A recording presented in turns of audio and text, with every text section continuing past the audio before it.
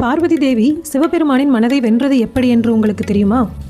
பார்வதி தேவிக்கு சிறு வயதிலிருந்தே சிவபெருமானை மணக்க வேண்டும் என்ற ஆசை இருந்தது. ஆனால் அவரை எப்படி அடைவது என்று தெரியாமல் தவித்தார். உடனே பார்வதி தேவி சிறந்த சிவபக்தரான தன் தந்தை பர்வதராஜனிடம் சென்று, தந்தையை, தயவு செய்து என்னை சிவபெருமானிடம் அழைத்துச் செல்லுங்கள், நான் அவருக்கு சேவை செய்ய விரும்புகிறேன் என்று வேண்டினாள். மகளின் பக்தியை புரிந்து கொண்ட பர்வதராஜன் பார்வதி தேவியை சிவபெருமான் தவம் செய்யும் இடத்திற்கு அழைத்துச் சென்றார். சிவன் தியானத்தில் இருந்ததால் பார்வதி அவர் அருகிலேயே அமர்ந்து தினமும் பூஜைகளும் சேவைகளும் செய்து வந்தாள். ஆனால் எத்தனை பூஜைகள் செய்தும் சிவன் கண் திறக்கவில்லை. வெறும் சேவையால் மட்டும் போதாது, ஆழ்ந்த பக்தியால் மட்டுமே சிவனை அடைய முடியும் என்று பார்வதி தேவி உணர்ந்தாள். அவள் காட்டிற்கு சென்று கடும் தவம் செய்ய தொடங்கினாள். ஒரு நாள் சிவபெருமான் ஒரு முனிவர் வடிவில் வந்து, இவ்வளவு அழகான நீ இந்த இளம் வயதில் தவம் செய்ய காரணம் என்ன என்று கேட்டார்.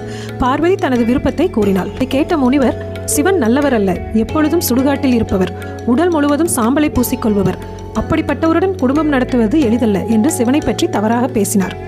இதை கேட்டு கோபமடைந்த பார்வதி, அண்ட சராசங்களுக்கும் அதிபதியான அந்த ஆதிசங்கரனின் பெருமை உங்களுக்கு தெரியாது. ஆபத்தில் இருப்பவரை காக்கும் அந்த பரம்பொருளுடன் வாழ கிடைக்கும் கஷ்டங்களை கூட நான் இஷ்டமாக தாங்குவேன் என்று கூறினாள். பார்வதியின் உறுதியான பக்தியை கண்ட சிவபெருமான் தனது நிஜ ரூபத்தில் தோன்றி அவளை திருமணம் செய்ய சம்மதித்தார்.